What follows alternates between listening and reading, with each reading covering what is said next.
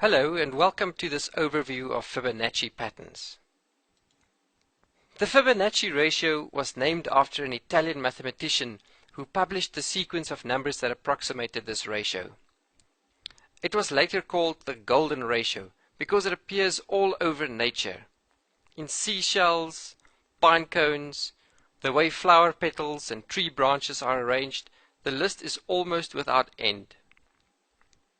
In 1955, George Kelly conducted some experiments in which it was shown that people do not have equally weighted positive and negative outlooks, as one would expect, but rather it is weighted about 62% positive and 38% negative, fitting with the Fibonacci ratio. One could argue that this is one of the reasons why traders seem to behave in a way that often creates certain patterns on price graphs, where upswings and downswings in price match the Fibonacci ratio, or some closely related derivatives of the ratio. If you're interested to know more, there's an absolute mountain of information on the Fibonacci ratio on the internet. For this discussion, however, I will focus less on the mathematics behind it and more on the application of it in your trading. AutoChartist identifies 6 different classes of Fibonacci patterns. The simplest 2 types of patterns are retracements and extensions. These both have 3 turning points, that is, where price graphs make highs or lows. Let's look at an example. First, the extension. The 3 points of the extension, marked A, B, and C, form a shorter line followed by a longer line.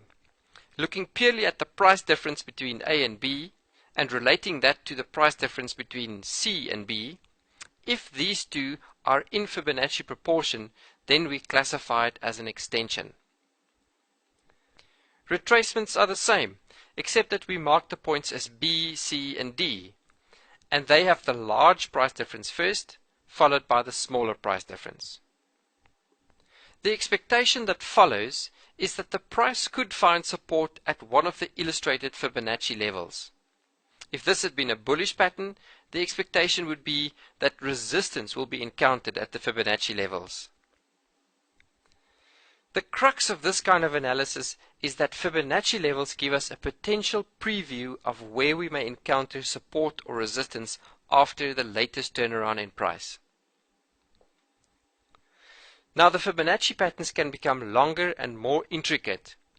If we have a retracement followed by an extension, it effectively forms a 4-point pattern known as an ABCD pattern. The more points the patterns have, the more significant they become. But the expectations are always the same. We expect to find support or resistance at one of the next set of Fibonacci ratios on the price scale. There are also 5-point Fibonacci patterns.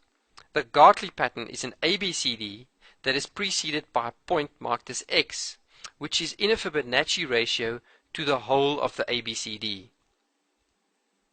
The butterfly got its name because it looks like 2 connected triangles, the wings of a butterfly. It also contains an ABCD pattern, but the important ratios are XAAD as well as ABBC. It is worth mentioning that we have emerging Fibonacci patterns just as we have emerging chart patterns, and there is a separate video in our education section that will elaborate more on the topic. But in effect, every retracement is an emerging ABCD pattern, and many emerging ABCD patterns can also be emerging Gartley or butterfly patterns. That is because the higher order Fibonacci patterns are constructed out of smaller patterns.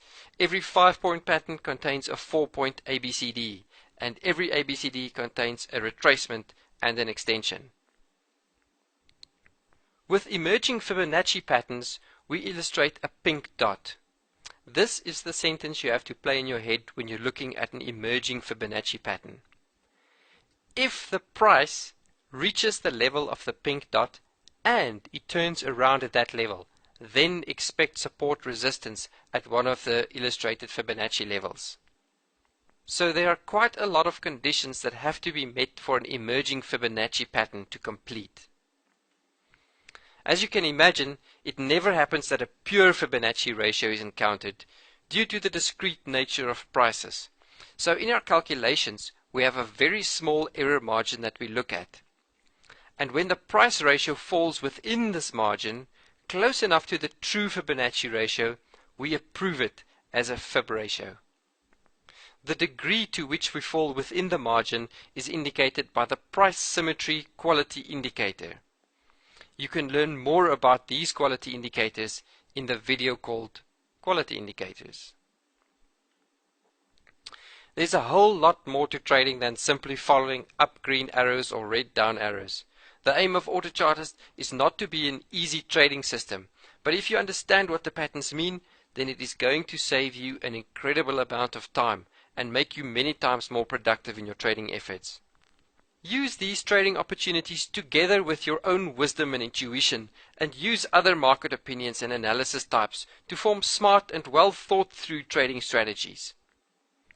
Watch the other educational videos in this series if you're interested, and contact us anytime if you need our help on support@autochartist.com. We're always happy to hear from you. Best of luck with your trading, and thanks for watching this video.